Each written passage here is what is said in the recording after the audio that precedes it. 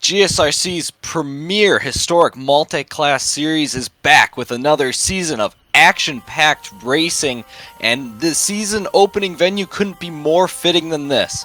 It's the historic venue of the Circuit de 24 Hours du Mans, and these guys will try to master it in the next 40 minutes of historic motor racing.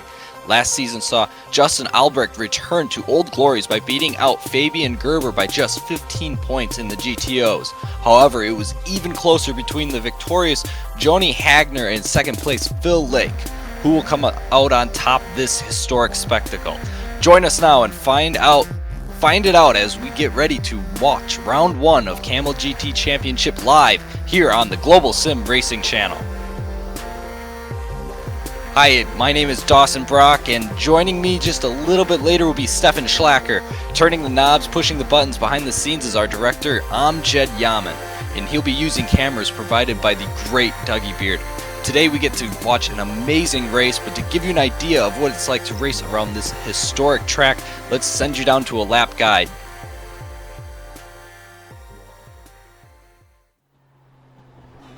Alright, we've got Clayton McLeod in the GSRC Nissan, so let's do a lap around Le Mans. Though the front stretch is by far not the longest straight on the track, you gain quite a bit of speed flying along here. Hold the car off to the left to give yourself a nice wide angle into the Dunlop curve, and then throw out the anchors to slow it up for the Dunlop chicane.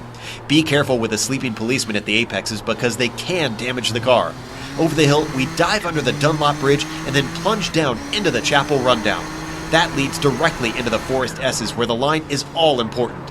The hump at the exit will be particularly tricky with the immense power of the Nissan's turbo.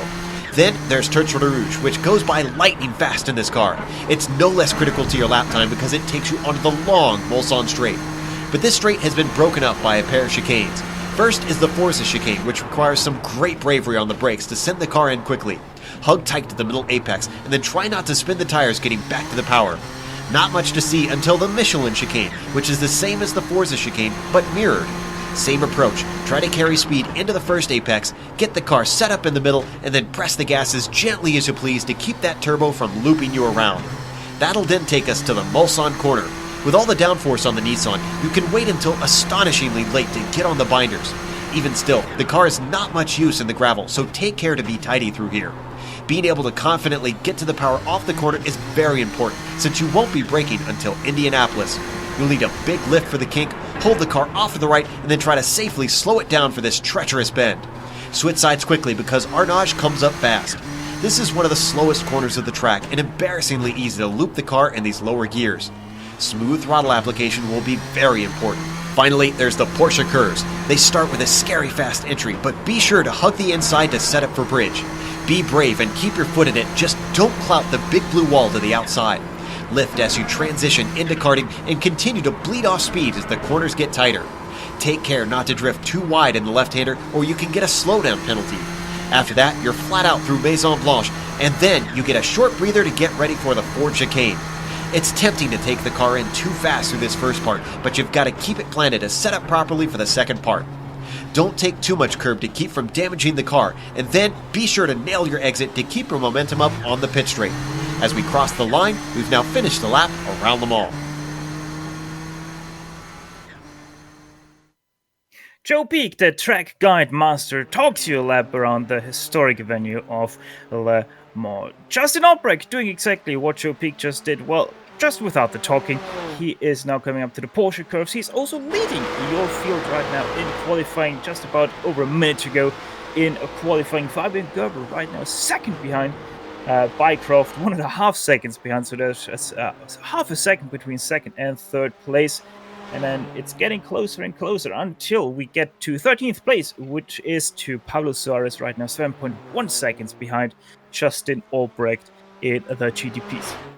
Yeah, and what a lead that is for Justin. I mean, a second. I know it is Le Mans. It's a very long track, and there's plenty of ways to make up that gap, but still a very impressive feat. But I wouldn't count out some of these people down at the bottom. Perhaps, you know, a track like Le Mans, very famous for getting slowdowns here on iRacing. So maybe we see somebody pop back up the order if they get a better run out of some corner or something. Half a second faster at last lap for Justin Albrecht, a 3:30.8 for him, so he now puts 1.5 seconds between himself and Fabian Gerber. In the GTOs, as you can see, Jamie Hall right now in first place ahead of Joni Hagner, but it's only 0.015 between him and Hagner. Also, Phil Lake only 0.026 behind Jamie Hall, so pretty much nothing separating the top 3 in the GTOs. Yeah, just a half second between the top 5, so very impressive there. But with that, we are already done with qualifying. Justin Albrecht right now will be your pole sitter for the GTPs, as already mentioned, ahead of Fabian Gerber, Steve Bycroft in third place, Rob Olenek fourth, Antti Lepistö and Arto Iamaki will be rounding out your third row of this grid. So it's an all-Finn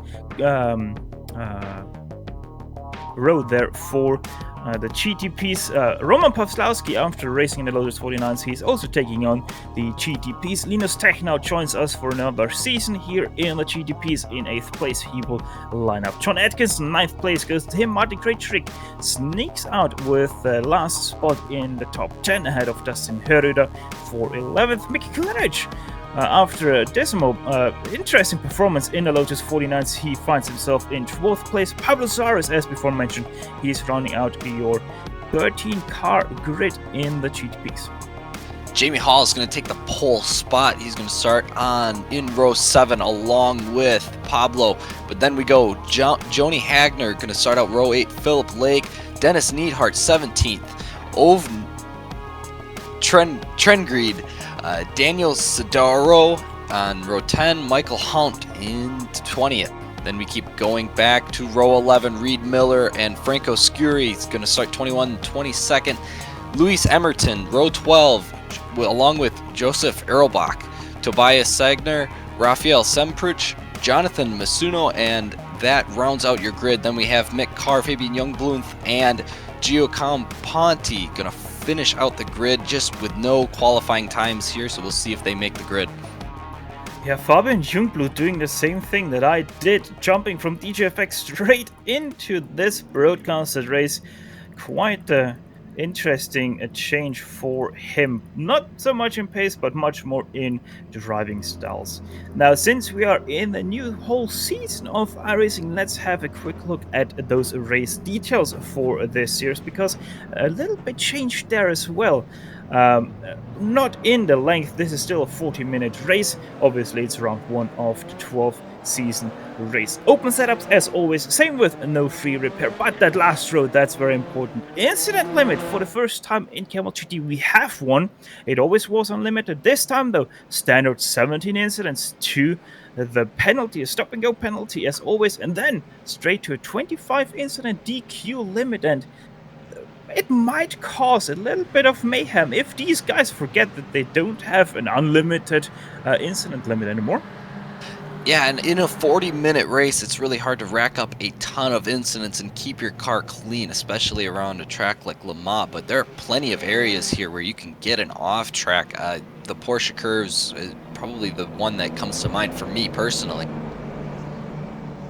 Justin Albrecht right now leaving quite a gap to the Porsche pace car. So he most definitely wants to have a little bit of separation between himself and the green flag dropping. Fabian Gerber right now very close on the outside of him, so most definitely he will not want to let him go. But quite honestly, I don't know how you feel about this, Dawson, but I'm thinking Justin will go right after that chicane. Yeah, I think if you have the pace like he does, I would want to build a gap and just get away from the field. Give yourself a little bit of room, even if you make a mistake here on these cold tires. Get out to that lead. You got on that pole position, now use it. But Troy France painting that beautiful French flag in the sky for us as the race goes green and is second. Now Justin Albrecht a little bit ahead now of Fabian Gerber. Let's see how that will be happening through that last chicane. Now the green flag comes out through the Virage Raccarmont. And Justin Albrecht already quite far ahead of Fabian Gerber, who is ahead of Steve Bycroft. So a little bit of mayhem already created with that drop of the green flag. The first sample side is for 8th place between Linus Technow and John Atkinson, who is able to sneak ahead for that 8th place. How's he going down in the GTOs? Well, the GTOs did a great job all getting single file basically by the chicane, so they have kept it very nice and clean as far as we can see. So a great start for them. Jamie Hall stays ahead in that battle for first place as the LMPs, the GTPs are already going past down the Unodia down the Unodia straight up to the first chicane. They're not using the complete historic version of this track without the chicanes. They have chosen to keep them in, keeping the pace a little bit lower, still hitting 305 kilometers an hour in the draft for Fabian Gilbert. Vast difference in top speeds right behind Gerber. Steve Bycroft only hitting 297 kilometers an hour, and Rob Olenek 310 in the draft of Steve Bycroft. So a lot of people going for a whole different amount of setups here. And we have a switch for the lead. Jamie Hall is going to be overtaken by Joni Hagner. He put the moves on him using that draft. This big GTO car puts a huge wake, and I believe we saw another pass just behind them. Michael Houghton, he was able to get around Daniel Sadro.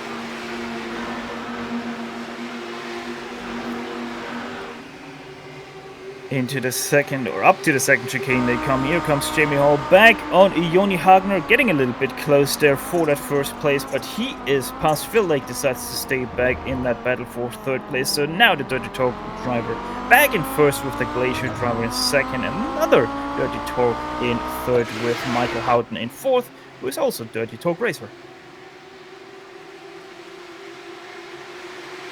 Joni Hagner, though, on the draft comes right back, Dawson.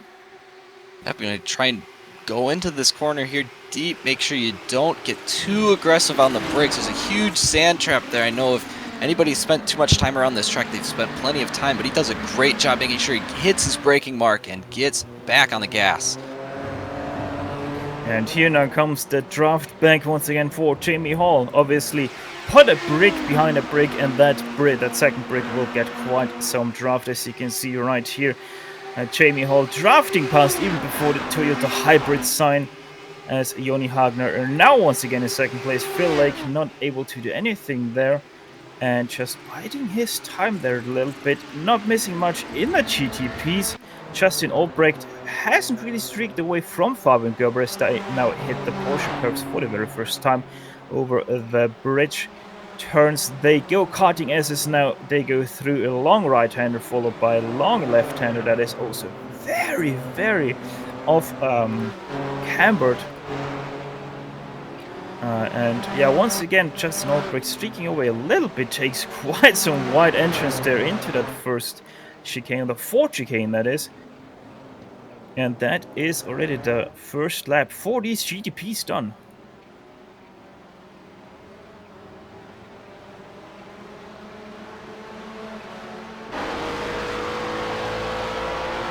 In the GTLs, the draft wasn't, or straight rather, wasn't long enough for the draft to take much effect for Joni Hagner. He's still behind Jamie Hall coming out of the Porsche curves. So there has been a little bit of a problem for Mick Klatch through the two chicanes.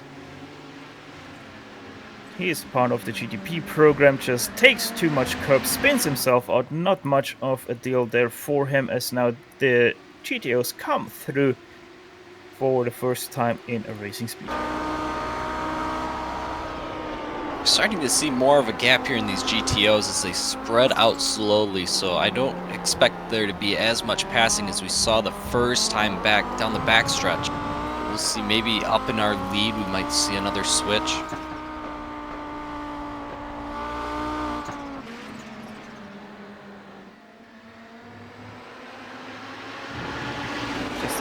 Incredibly slow turns these are for the GTOs with their, yes, four-wheel drive, but still not much grip to speak of for them.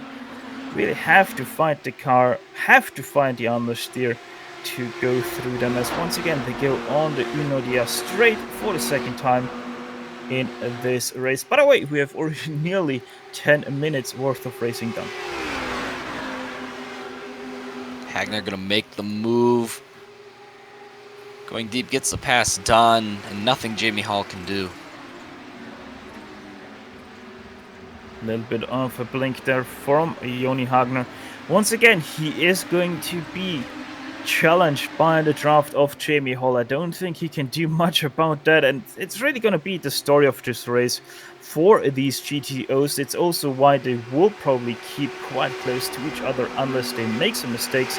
Here now comes Jamie Hall, goes to the left side of Joni Hagner, and once again goes past. Will Phil Lake try to do the same? And no, he sticks back once again.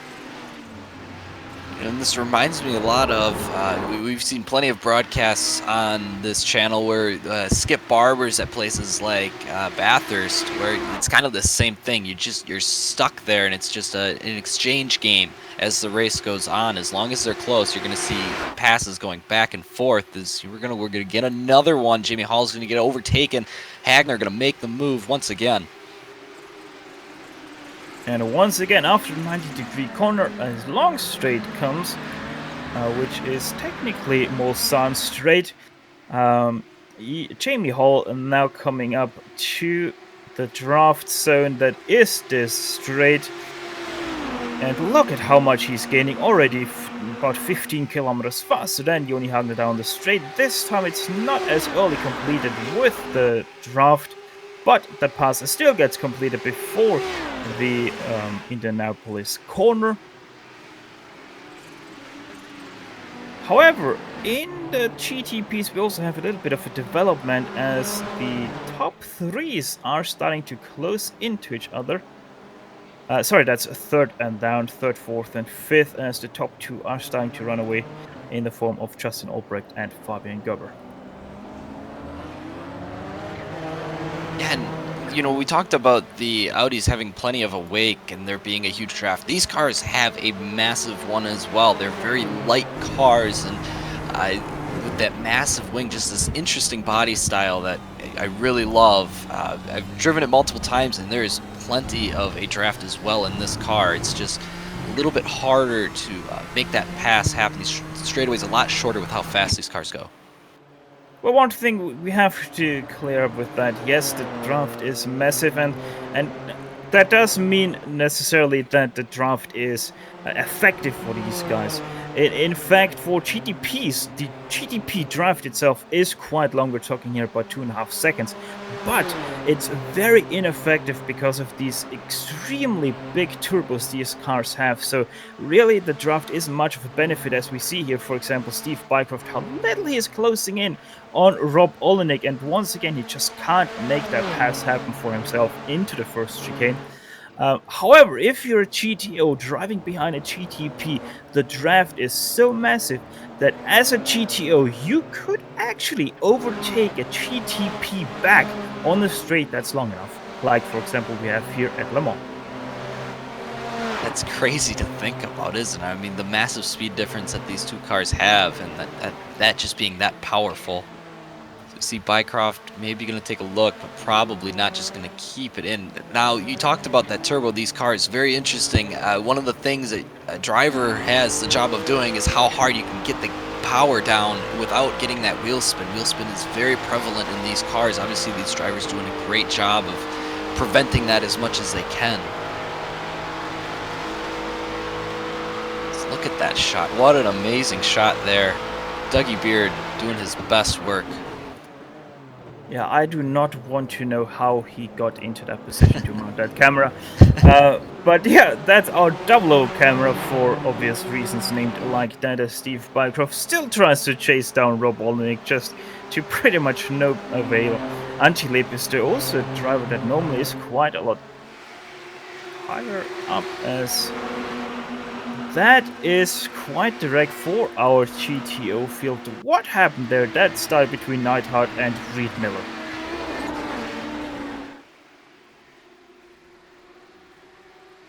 Well, Dawson, talk us through that wreck then. Yeah, so it looks like just a little bit of cars being out of place. Looks like Reed Miller kind of sliding off of the curb just a little bit. Neidhart kind of with nowhere to go here. Just kind of see, he overshot that corner just a little bit, bounced it right back over the curb, and man, just an unfortunate situation. Just a little bit of an overdrive leading to a mistake. These curbs, those curves have massive edges on them. You can feel it as a driver, and if the car just doesn't stick, I mean, even with this all-wheel drive, it just slides out, and you can see even the driver behind getting loose. Daniel Sadler there getting loose, drifting around the corner, and able to somehow avoid that crash. As we go back live, we can report Joni Hagner.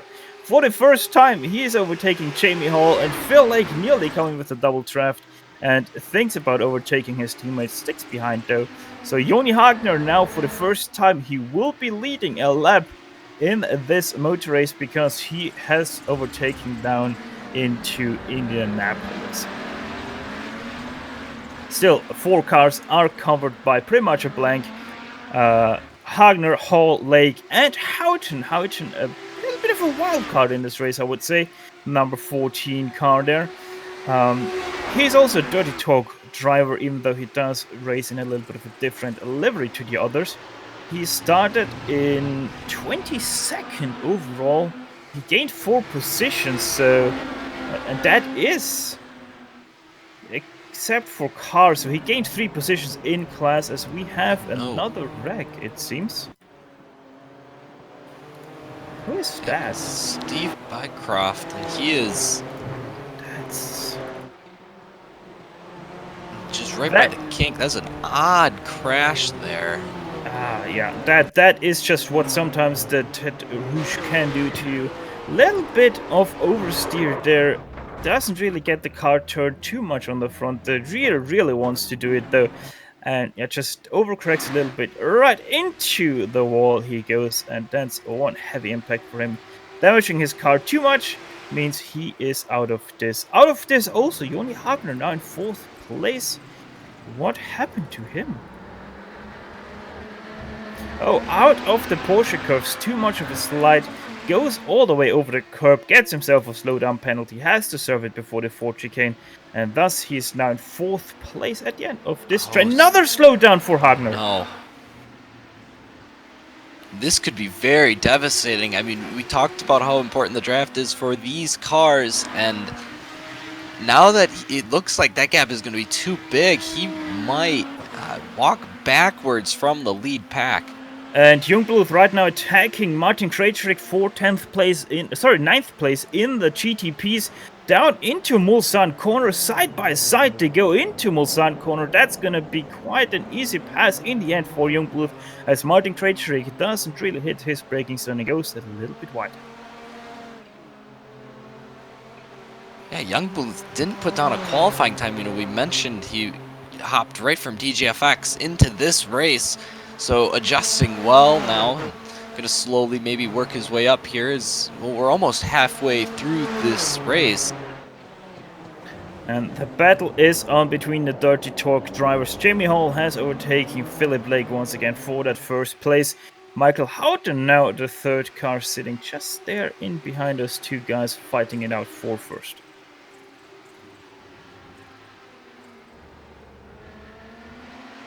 But most definitely one thing we can't do is keep Joni Hagner out of that equation. We know the Finn is a flying one, and if the 3 guys ahead fight a little bit too hard or make too many mistakes, he most definitely will come back into this. I wouldn't even go as far and say that he's out of this without mistakes from the guys ahead, as it seems like Roman Paslawski with a big mistake in the Porsche cars. When he had to take a tow, we're going to take a quick look and see. Let's see what happened there. Getting loose over the bridge turns just about now, and chasing, still chasing, trying to chase it, lost it into the wall, and that's a damage to rear wing.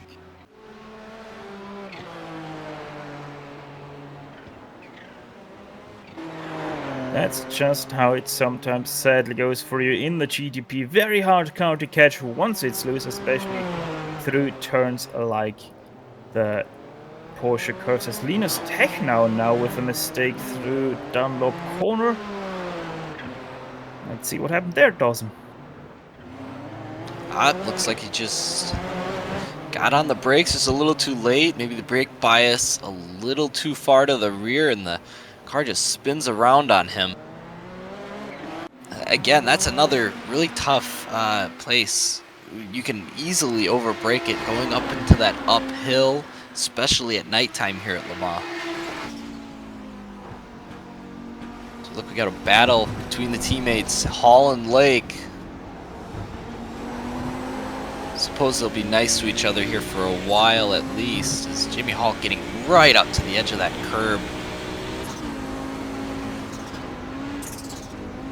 Jamie Hall and Phil Lake, teammates in the paints, you would nearly say, and yeah, not really friendly when it comes to fighting with each other. Always respectful, but they do give themselves not too much racing rooms if they have to fight against each other. But always respectful, as you can't mention often enough between those two. Michael Houghton, I have to say it once again, he really is a wildcard. I did not expect him to be this far up the field in this race. He normally is one that is in pretty much the mid-pack or higher mid-pack of this field, but never to the very top of this field. So a very great showing for him. And also one thing we haven't been able to mention yet is that this field is, yes, a 31 car field, but this actually isn't everyone who signed up, because we have actually a split in this field here today. There has been over 60 drivers who have signed up for this race. So take a look, Philip Lake gonna make the move on Jamie Hall. I'm sure Hall will probably make the move right back on him here in this next stretch. Meanwhile, John Atkinson has overtaken Arthur Iamaki for the 5th place in your GTP field. So John Atkinson now in 5th, Arthur Iamaki now in 6th, which means that Antti Lepistö and Arthur Iamaki are now 4th and 6th instead of 4th and 5th.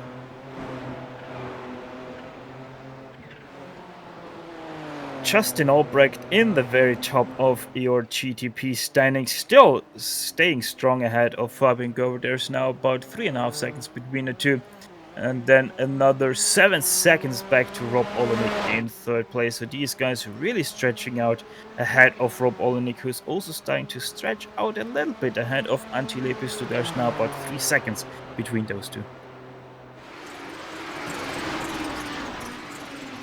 Tell you what, we just saw Philip Lake kind of hesitate to make a move on Jamie Hall, and you know that's an interesting thing. If these guys stayed this close to the end of the race, you're going to want to know how you want to time out that final pass, because that lead car is a sitting duck. So you're going to see Philip Lake make the move here now.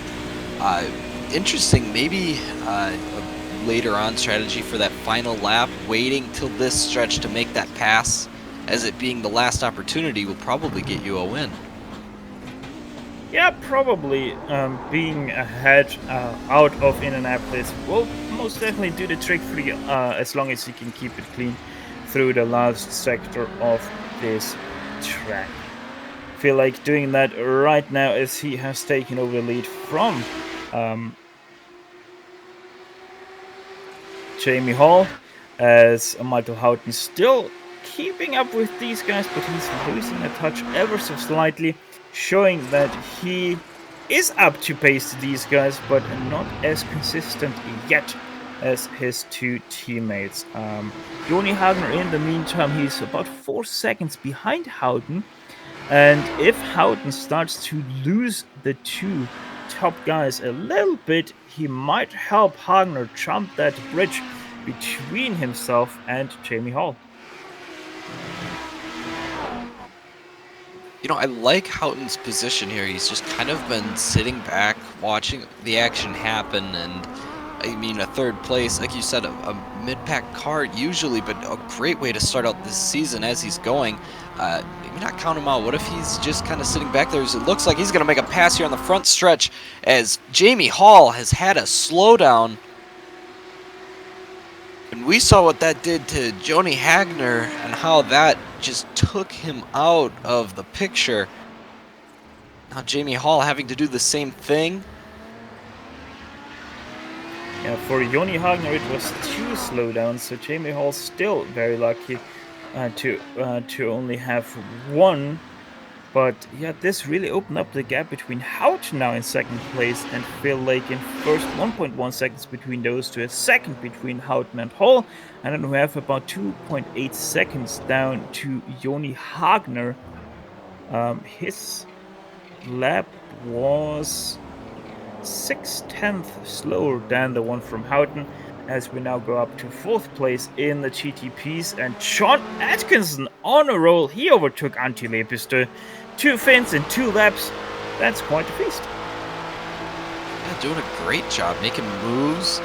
We haven't seen many passes in this class today, and well, a lot of them, I guess you could say, has come from John as he's put that car on rails and just getting a lot of good pace out of the car. He started the race back in 9th, and he is all the way up to 4th now, so a 5-place plus for him.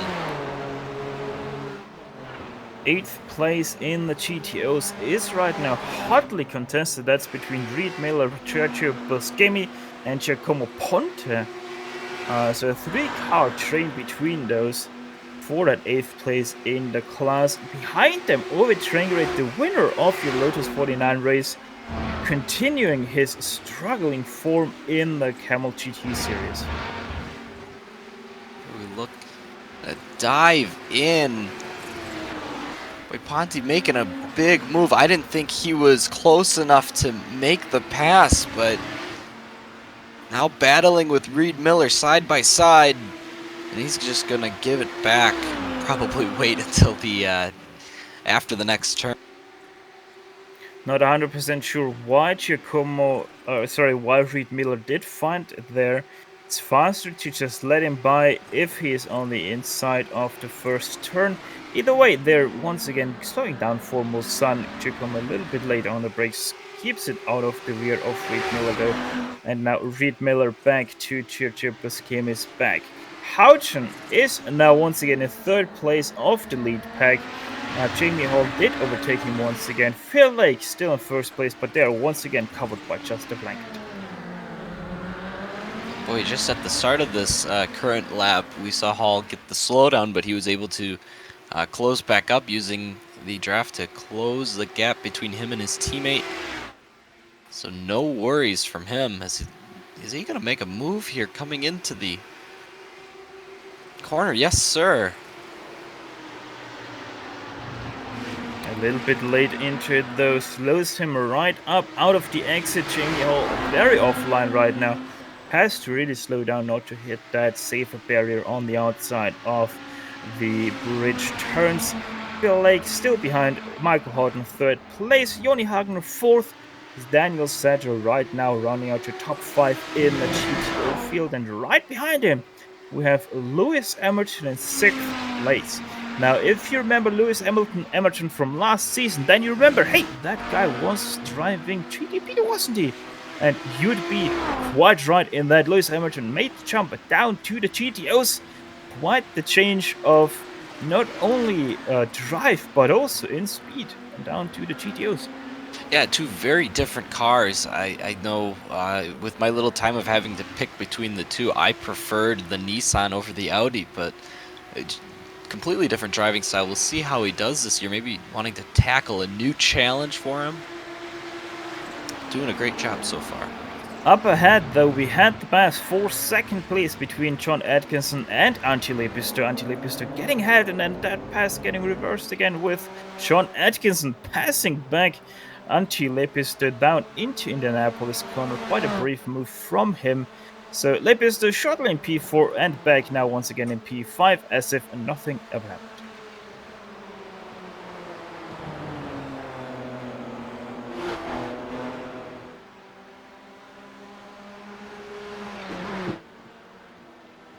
Going through the Porsche corners right now. That's the karting as they're going through right now. Then we have Masson Blanche, if I remember correctly, the White House. That's a chicane, and then Ford chicane, and then right into the Rapidement chicane, which is the last turn of this 33-turn track here at Le Mans. John Atkinson performing that last chicane beautifully for the 7th time to start his 8th lap of this race. Only about 10 minutes to go in this motor race.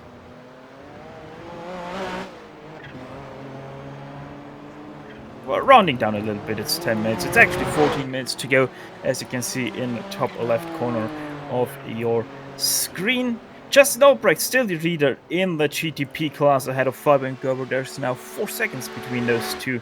Rob Olenek still sitting very strongly in 3rd place, about 8.5 seconds behind Fabian Gerber in that Yost Racing machine. And as you saw briefly there, Albrecht has already caught the first of the Audis for him.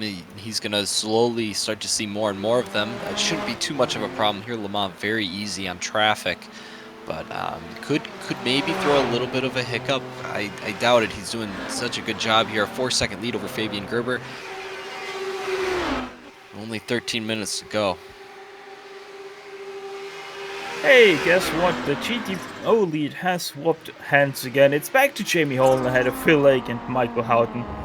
It's pretty much the story of the race. The top 3 in the GTO staying together, doing their best to keep everyone behind them away from them.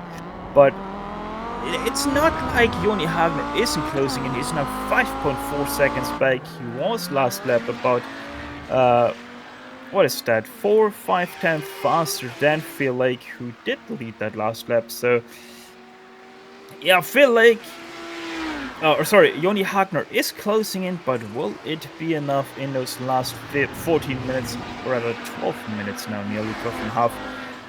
I quite honestly doubt it, Dawson.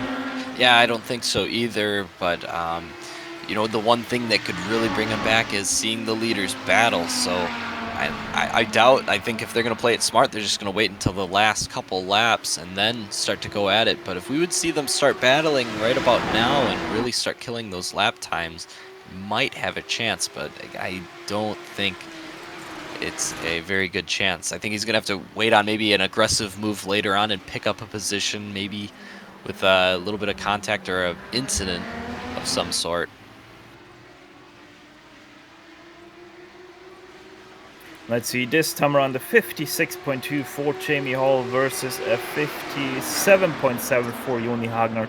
So he lost about 1.6 seconds there to Jamie Hall and Phil Lake. So yeah, I would say that Joni Hagner is now out of this picture for the fight for the win. Those 2 slowdowns in one lap did the trick for him, and he probably has to settle only for 4th place.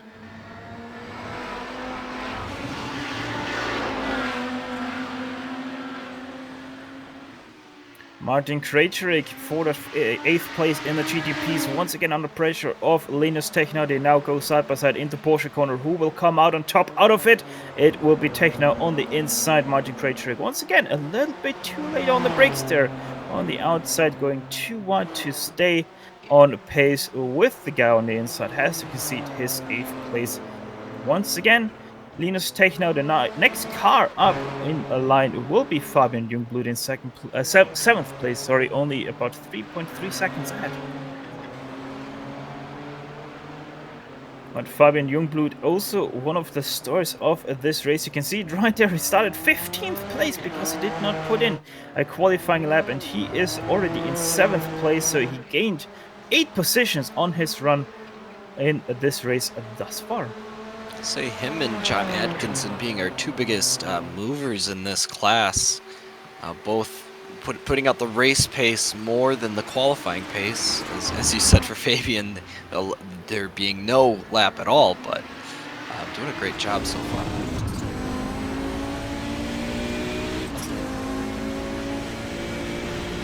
Right on board with Houghton, taking a look. He's in that popcorn position, and he's consistently been there all day, just kind of letting the race go by, letting the moments tick away. So you can see what it's like to just ride on board around this track into the hard braking zone, take the long right-hander and then another long straightaway. Alright, so we have less than 10 minutes remaining, Dawson. Put yourself into the place of Michael Houghton. You know that you're having some incredible pace this weekend, but you also know that you're normally not really in this position being in third place. What is your strategy going up against your two teammates for those last 10 minutes? Well, I think number one is finish the race. Obviously, a podium finish is nothing to be upset about. You've done a great job. You've kept the car clean. That's a job well done. So first and foremost, I think that's your job. Second is to look for an opportunity. Maybe Lake and Hall go side by side into one of the chicanes on the backstretch. Make an attempt to get a good run out of that corner and put yourself into a position where you're now in second place, looking to make a pass for the win on the final lap. But I think first and foremost, make it to that point and wait for the opportunity to arise. Let's see if he is having exactly that in mind, what you just said. Either way, he is still sitting in third place with his two teammates going quite heavily off there, going into the Porsche corners. I feel like they're still behind Jamie Hall for that first place. In the GTPs, you're not missing pretty much anything, as there's starting to be quite some gaps now throughout the field. The smallest gap we have right now is between Jungblut and Tech now, roughly 2 seconds between those two. So since we last looked between Technow and Jungblut, he has gained 1.3 seconds as Jamie Hall makes a mistake through the last chicane, giving a run to Phil Lake, who is now on the inside, but he is lifting ever so slightly to once again slot in behind before they hit Dunlop corner.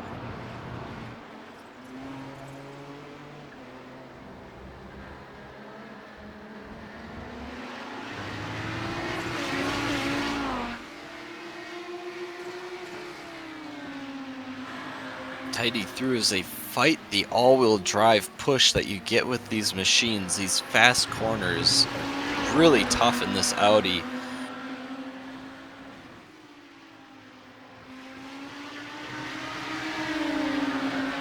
I mean, it's very easy to make a mistake that we saw like Hagner make, where it just pushes out a little too wide and you get that slowdown. And around Le Mans, slowdown on a fast straightaway like this is very hard to come back from. Phil Lake once again going past his teammate of Jamie Hall for that first place. Michael Houghton just sitting in behind there, a little bit behind those two guys, braking early to not risk anything with those two. So still continuing to sit in behind as we have hit the 7-minute mark remaining in this race. Jamie Hall squaring up once again to make that pass on his teammate of Phil Lake. Goes to the left side down this very long second part of the Unodia straight.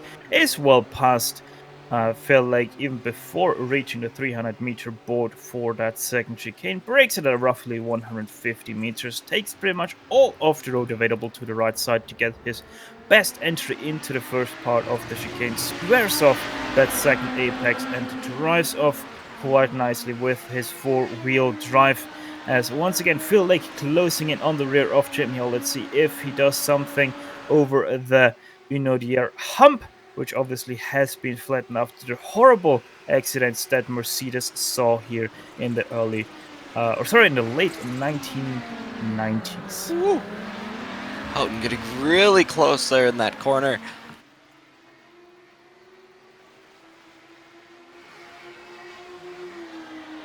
Slowly ticking away. I believe we're going to have about 2 more laps when they get to the line.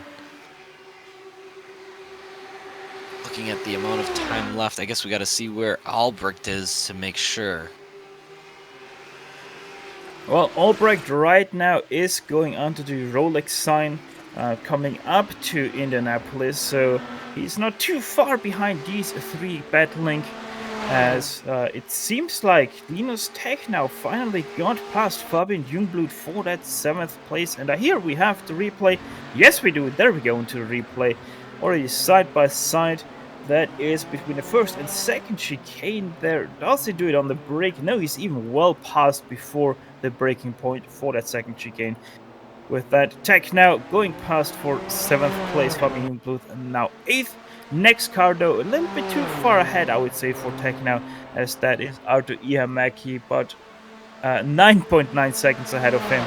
Taken out though on a little bit of a recovery run after being in 10th place. He's now up to 7th place. +1 positions for him from the grid.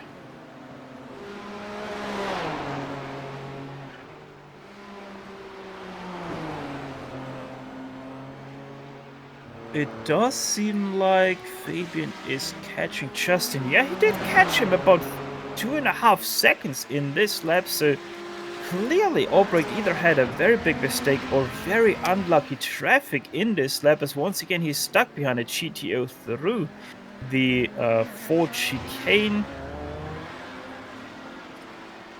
Very unlucky times for Justin Albrecht right now, trying to lap GTO traffic, which means Fabian Gerber now 2.7 seconds behind him over the line. And Albrecht now going to take the 2 to go sign, so next time he gets to the line, we'll see the white flag, and I believe he should be very close to catching our leaders in the Audi class, and if he doesn't catch them this lap, he'll catch them the next lap, so 2 to go for the rest of the field.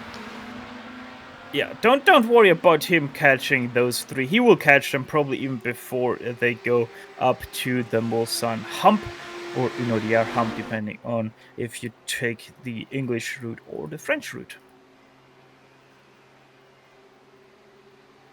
Justin Albrecht, though, closing in on these 3 guys. You can see him in the background quite nicely. And that, yeah, white car there, that is already Fabian Gerber, so not too much behind these 3. Those 2 are. Justin Albrecht now just 2 seconds behind them. You talked about how this draft works with these 2 classes. What are the odds maybe Houghton can hook a ride behind Albrecht and make a move to get into one of those top 2 spots? The question rather is if Albrecht will disturb those first 2. Let's see, the 300-meter board coming now up. 200, 150, 100. He has to slot in somewhere. He's slotting in right behind Phil Lake, splitting up him and Jamie Hall, but a very good exit for Jamie Hall. Nearly has to slow down a little bit for Justin Albrecht. Doesn't get hindered by the slow Nissan though, and he now has the good draft, but also Phil Lake having a big draft from Justin Albrecht's Nissan. Where is Fabian Gerber? Fabian Gerber still behind them, so he will catch them after Mulsanne. And because of the draft Phil Lake had from Justin Albrecht, he actually was able to defend himself from Jamie Hall.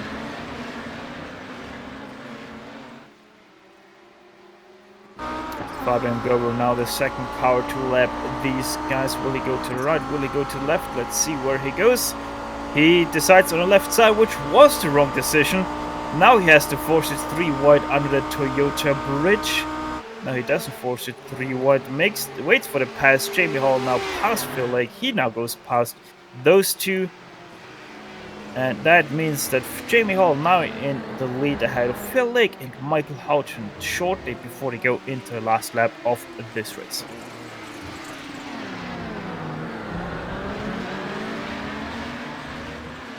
I mean, hopefully you've waited around if you're watching this broadcast. I think this final lap is going to get very interesting between these 3. I think Houghton's kind of been camping out in the back. I don't think he's really tried to make any aggressive moves. I think all of that's going to be off here when the white flag waves.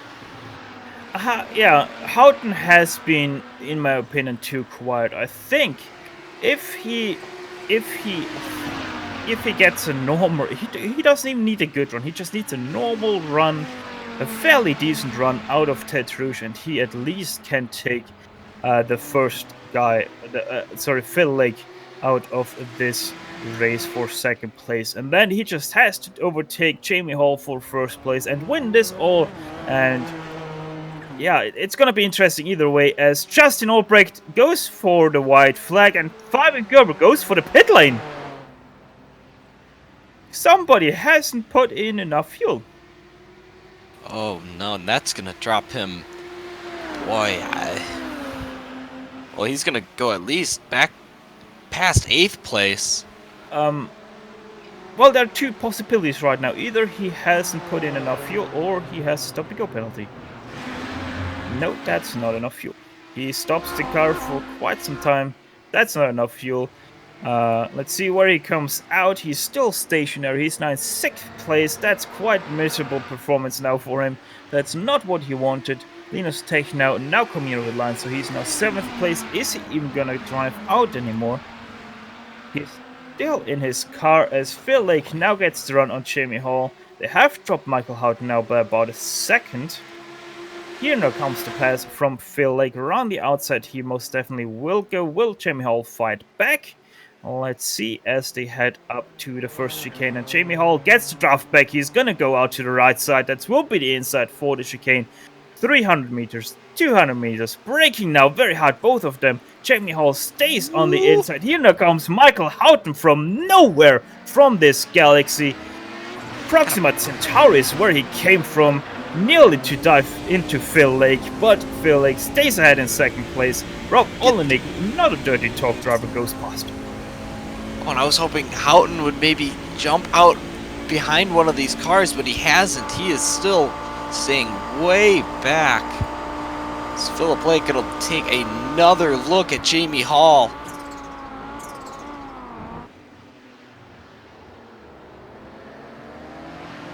A little bit of a slide there from both Lake, and Houghton as they now head up to Mulsanne corner.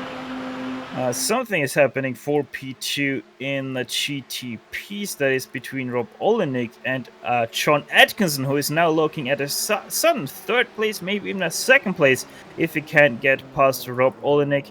In behind them, the battle for P1 in the GTOs. Jamie Hall still ahead of Phil Lake, Michael Houghton. And this is now going to get very interesting both times into Indianapolis. And the weaving begins, trying to break the draft. Jamie Hall doing his best to defend. Not sure if it's going to be Here enough. Here comes John Atkinson ahead for 2nd place. Goes around the outside of Rob Olenek. Will he stick it into Indianapolis? Can they go? Yes, he is still there, which means the inside for Indianapolis corner. Will he stay ahead? The drive, the lag. Yes, they both are drag racing into Viras. Oh no! Contact! Atkinson on the outside. Oh! Houghton goes past. Philip Lake is stopped. Houghton goes past into 1st place. Where is Justin Albrecht though? He's already going through the karting asses into Masson Blanche. He will head any second now. Give it up for your winner of the 1st round of the Kamel GT Championship here live on the Global SimRacing channel. A start-finish victory for Justin Albrecht. He most definitely will be very happy about that one. Rob Olenek looking to take home a 2nd place ahead of John Atkinson if nothing happens into the 4th chicane. As we take a look, they come flying out. Breaking down, I don't think Atkinson is going to have a way. Right behind those two finishing in 2nd and 3rd place, it's the story of the race. It's Michael Houghton, your winner of the GTO class, coming from 4th place on the grid. He is taking this, at least season right now, 1st race of the season by storm. Give it up for your GTO winner, crossing the start-finish line ahead of Antti Lepisto, who is 4th place in the GTP class. But what happened to Jamie Hall and Phil Lake, who finished in 2nd place and 3rd? Actually, Phil Lake is in 4th place. Yoni Hardner, obviously, I forgot about him. He finished in 3rd place. So Phil Lake, 4th place. Daniel Sadra, 5th. And Franco Scori in... No, actually, Lewis Emerton in 6th place. Here is that incident, though, between Lake and Hall. Now, let's see what happened there between those two as they go into Indianapolis. Phil Lake on the inside, a little bit drifting out, and then they just locked tires. Yeah, nowhere really to go. He gave him plenty of room. He was out right up on the curb. He was right on board with Jamie Hall. As you're gonna see, he's right next to that curb, so just unfortunate. Yeah, this is exactly what I meant. These guys, they will fight as hard as anyone for that 1st place, even if it is between those two. Though, a lot of respect between those two. And if you fight hard, that's just what sometimes can happen, sadly. Houghton, though, very lucky to get out behind that wreck and win this race. Now, though, we have to shortly step aside for a few moments to take a breather, but we will be quickly back for the post-race show where we will run you down the unofficial finishing order, talk to some of the drivers, and close off a very eventful race. So don't step away too far, as GSRC will be back after these messages.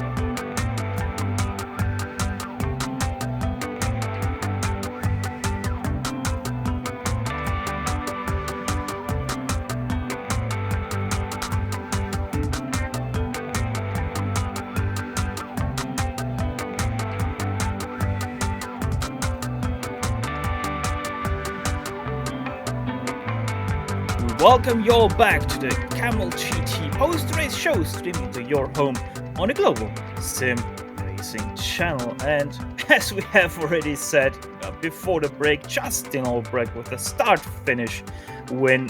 I think he even has the fastest lap of this race in the GTPs. He wins it all. Rob Olenek, second place for him after starting fourth place. John Atkinson, ninth up to third place. Great drive from him. Only just losing out to Rob Olenek over the line. Antti Lepisto, fourth place for him, alongside Arto Iamaki. They both gained one position. Linus Tech now finishes in sixth place after starting in eighth place, so quite a recovery drive from him as well. Martin Greitschrik, seventh place for him. Fabian Jungbluth, another one that gained quite a lot of positions, 15th up to eighth place for him. Fabian Gerber, the other Fabian in this race, the miscalculation for him, had to drive into the pit lane for some fuel in the last lap, so he dropped from second place, a very secure looking second place, all the way down to just a ninth place finish. Pablo Lumbrera Suarez, after starting 13th, he only finds himself in 10th place. Dustin Herrera, the last car to finish in the GTP class, he started 11th place, finishes in 11th. Now for your winner in the GTO race after some last lap incidents, Michael Houghton it's gonna fall into his lap essentially, as he was running third all race and came right spot, right time, made the move and got past his two teammates, one of them being Jamie Hall, who's gonna finish second. Yoni Hagner, he had a mid-race hiccup with the slowdown, but able to come back to get back on the podium, so a good finish for him. Philip Blake was also involved in that last wreck in the end, but he's going to come out in fourth. Now, Daniel Sadro, he's going to finish in 16th. Lewis Emerton, 17th. Franco Scuri, 18th. Ovi Trengenried, going to finish 19th. And Reed Miller going to round out your top 20. Then looking past that, Giacomo Ponti going to finish 21st. Grego Buscemi 22nd. Tobias Segner 23rd. Joseph Erlbach 24th. Rafael Sempruch 25th. Jonathan Massou 26th. And then Steve Bycroft, we saw him get into an incident. He's going to finish 27th. Angela Pavlowinski 28th. Dennis Niehart 29th. And Mick Klerge 30th. And Mick Carr going to round out your field. Two Micks there in 30th and 31st, both running into troubles quite early in the race. Michael Houghton now, one of the most luckiest winner probably in this race, also accounting there for that second split. Michael, after your two teammates get together, you come out on top, sitting all race long in 4th and 3rd place. How are you feeling after that one? I feel good. It's unlucky that we weren't able to finish 1, 2, and 3. That's what I was really planning for, staying back and supporting my teammates. But yeah, it didn't turn out that way. So basically, you're saying you wanted to go the boring route and just stay behind. Yeah, I wanted to stay in 3rd. I made a few attempts at the last lap, but I didn't want to do anything stupid. And yeah, fortunately, came out good for me, and yeah, I'll take it. Now, Michael, you're, if I remember correctly, you're a guy that is normally in the mid pack, maybe a little bit at the top of the mid pack, but never really having found the top 5 in a race yet. So you must be quite ecstatic, not only about finishing in the podium, but also, I think, in at least a very long time, finishing on the podium or even winning a race in the series. Yeah, I took a long break from iRacing. It's been a while since I've won in Kamel in both the Nissan or the Audi. So yeah, this is definitely a great start for the season. Well, Michael, congrats once again on your first place finish, and hopefully you can continue this form going into week 2. Thank you, guys. Yeah! Very ecstatic celebration there by Michael Houghton. I hope you don't now have some ear problems because of that. Either way, sadly, with that, we already have to close the show because nobody wants to talk to us. Probably nobody did find a very long way up to the press boxes here in Le Mans. But as always, GSRC would like to thank everyone on the track today for a great show, and especially Phil Lake for contracting with GSRC to broadcast it. Right now on your screen you can see all of the companies that provide us with their great hard and software GSRC uses to deliver you the best possible show. Additional thanks goes to June Lalonde, who provides us with her great masterpieces. See the screen for how to get a hold of more of her great work. If you'd like to find out more about GSRC, please visit us at globalsimracingchannel.com. You can also find us on the social media platforms: Twitter with @GSRChannel, Facebook at facebook.com/globalsimracingchannel, or on Instagram at GSRC_RAM. All of the upcoming races for our other series are now sliding across your screen, so check them out and mark them down on your calendar to not miss another second of exciting racing action. Finally, on behalf of the entire crew, Dawson, Amchet, and Dougie, I'd like to thank you all for tuning in as Michael Houghton and Justin Albrecht took away the victories at the Circuit de 24 du Mans. With that said, until next time, stay and sayonara, and as always, race hard, race clean, and we'll see you on the track.